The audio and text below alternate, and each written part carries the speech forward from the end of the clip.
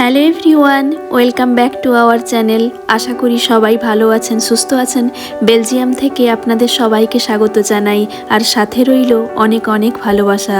আমরা আয়ারল্যান্ড থেকে বেলজিয়ামে মুভ করেছিলাম এক সপ্তাহ আগে, কিন্তু আয়ারল্যান্ডে আমাদের কিছু জিনিসপত্র এখনও আছে, তাই আজ আবারও শুরু হলো বেলজিয়াম থেকে আয়ারল্যান্ডের জার্নি। আজকের এই ট্রিপ কেমন কাটলো, কোথায় থাকবো, সবটাই থাকছে আজকের ব্লগে। তো চলুন শুরু করি ফিরে আসার গল্প। বেলজিয়ামের ব্রুসেলস এয়ারপোর্ট থেকে আমাদের সকাল 9:25 ফ্লাইট ছিল রায়ানএয়ারের ব্রুসেলস থেকে ডাবলিন। লিউভেন সিটি থেকে আমরা ট্রেন না ধরে উবের করেই এসেছিলাম। লিউভেন সিটি থেকে ব্রুসেলস এয়ারপোর্ট আসতে সময় লাগে ওই 30 মিনিটের মতো, আর আমাদের টোটাল বিল হয়েছিল উবেরে 46.09 ইউরো। আর এই দেখুন জানলার বাইরে সমুদ্রের মাঝখানে কত কত উইন্ড মিল দেখা যাচ্ছে। এগুলো আসলে উইন্ড টারবাইন্স, যেগুলো সমুদ্রের বাতাস থেকে রিনিউয়েবল এনার্জি তৈরি করে। বেলজিয়াম এবং নেদারল্যান্ডের আশেপাশে নর্থ সি অঞ্চলে এগুলো দেখা যায়। আলাদা করে খাওয়ার অর্ডার করেছিলাম, এইমাত্র দিয়ে গেল। আমরা খাওয়ার অর্ডার করেছিলাম থাই গ্রিন চিকেন কারি, 8.5 ইউরো নিয়েছে। বলে দেখাও।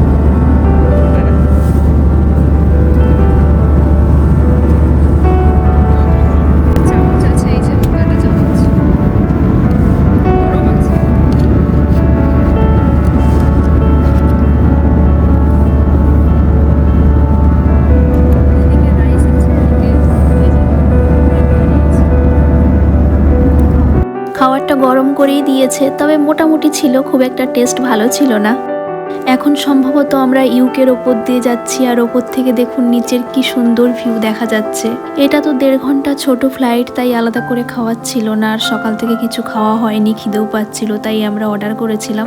সারি সারি মেঘের ভেলা পের করে আমরা এখন আছি আইরিশ সির ওপর। দেখতে দেখতে আমরা আয়ারল্যান্ড চলেই এলাম, আর এখন আয়ারল্যান্ডে ঢুকছি।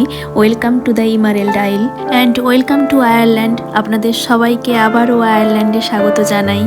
যখনই আয়ারল্যান্ড আসি একটা আলাদাই অনুভূতি কাজ করে, মনে হয় নিজের বাড়িতেই ফিরে আসছি আবার।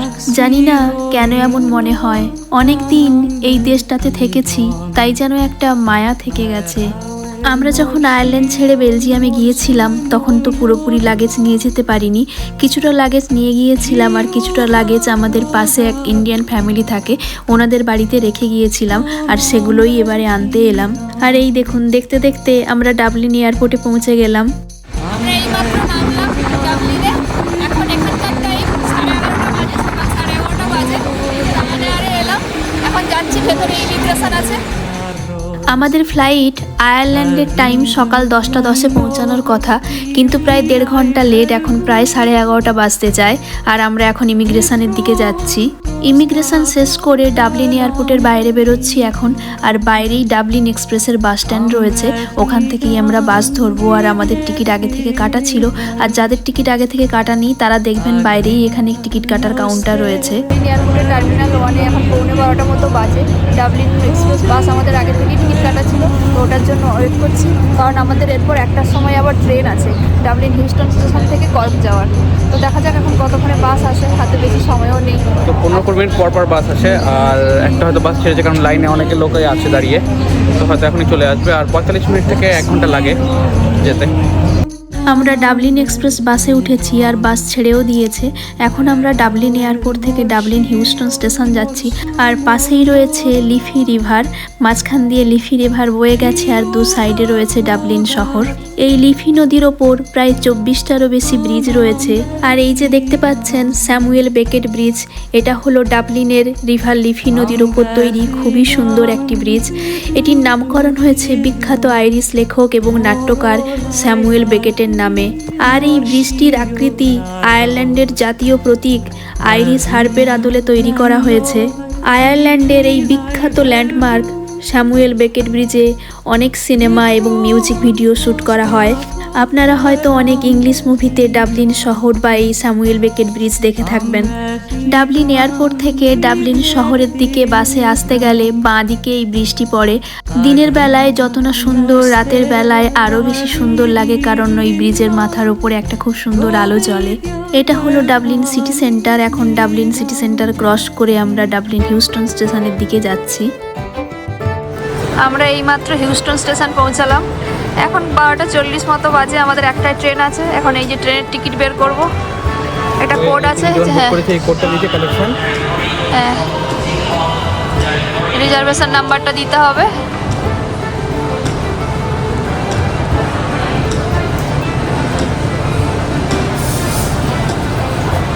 তো এই যে টিকিট প্রিন্ট হচ্ছে, এই যে নিচ দিয়ে বেরোবে। হয়ে গেছে দুটো, ওই যে নিয়ে নাও। এই দুটো টিকিট রয়েছে যাওয়ার আর আসার।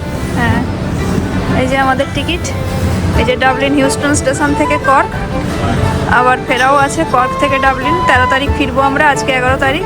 এই যে দুজনের নামে দুটো টিকিট হয়ে গেছে, টিকিট প্রিন্ট। এবার আমরা যাবো ওদিকে। এই যে এটা হচ্ছে Dublin Heuston station. Dublin Heuston station থেকে কর্ক যেতে ওই 2.5 ঘন্টা মতো সময় লাগে, আর ট্রেনও দিয়ে দিয়েছে এই 5 নম্বর প্ল্যাটফর্মে। আমাদের ডি বগিতে আছে, ওই দিকেই যাচ্ছি। রেখে দাও। আমাদের ডি, হ্যাঁ ঠিক আছে, চল ডি 31, 32। হ্যাঁ,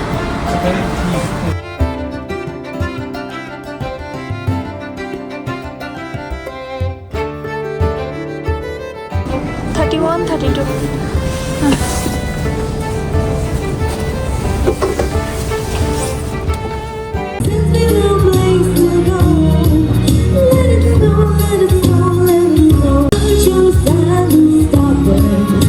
I brought some good from popping. Let it turn, wait alone. Let it snow, let it snow, let it snow.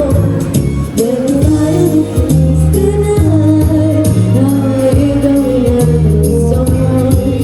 When you hold me tight, all the way wanna be warm. আমরা ট্রেনে করে Dublin থেকে কর্কে এলাম। 3:30 নাগাদ নেমেছি। 1টা থেকে 3:30, মানে প্রায় 2.5 ঘন্টা সময় লাগে কর্ক পৌঁছতে ডাবলিন থেকে। তারপর আমরা হেঁটে হেঁটে এই আসছি। তো এখন তো 4টে বাজতে যায়, প্রায় সানসেট হওয়ারও সময় চলে এসছে। আমরা বেলজিয়ামের লিউভেন থেকে সকাল 6:30টার সময় বেরিয়েছিলাম উবের করে। তো আমরা ব্রুসেলস চলে এসেছি, তারপর উবের করে লিউভেন থেকে। ব্রুসেলস থেকে আবার সকাল 9:30টায় ফ্লাইট ছিল আমাদের রায়ানএয়ারে, ওখান থেকে ডাবলিন এসেছি। ডাবলিন থেকে আবার বাস করে ট্রেন স্টেশন এসেছি, আর ট্রেন স্টেশন থেকে আবার ট্রেন ধরে কর্ক চলে এসেছি।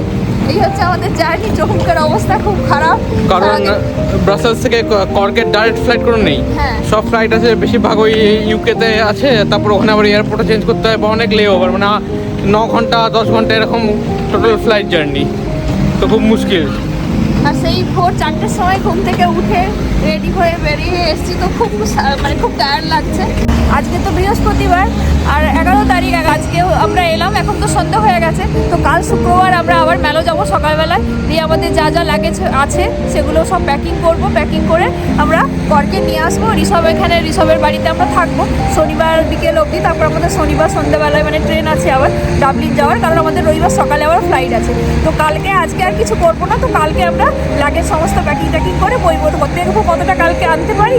তারপরে যদি কিছু থেকে যায় তাহলে আমরা শনিবার সকালে গিয়ে আবার নিয়ে আসবো, দিয়ে আবার রবিবার আমাদের যাওয়া। তো এই হচ্ছে আমাদের জার্নি। এখন আমরা ঋষভের বাড়ি যাচ্ছি, ওখানেই থাকবো। তো আমার পরে কথা হচ্ছে। কর্ক সিটি পৌঁছতে পৌঁছতে আমাদের বিকেল 4টে বেজে গেল, আর এখন সানসেট হচ্ছে। এই সূর্যাস্তের সময় কি সুন্দর লাগছে কর্ক শহরকে। কর্ক শহরের বুকে আস্তে আস্তে সন্ধ্যা নামছে, আর আমরাও ঋষভের বাড়ি পৌঁছে গেলাম। কি করছো? এই যে এখানে আলু ভাজা হচ্ছে, আর ওদিকে ওই যে মাংস গরম হচ্ছে। ওখানে আমাদের রাতের ডিনারের প্রস্তুতি চলছে। এখন হয়েই গেল। এখন এই আলুগুলো লাল লাল হয়ে গেছে, বাস ভাজা হয়ে গেলে তারপর তুলে নিয়ে একটু বিনুন ছড়িয়ে দেবো। আমরা এই ডিনার করতে বসেছি। ঋষভ সমস্ত রান্নাই প্রায় করে রেখেছিল, আর আজকের মেনু হচ্ছে ভাত, আলু ভাজা, স্যালাড আর চিকেন। আজ ভিডিওটা এখানেই শেষ করছি। দেখা হবে আবার পরের ব্লগে। সবাই খুব ভালো থাকবেন, সুস্থ থাকবেন। টাটা।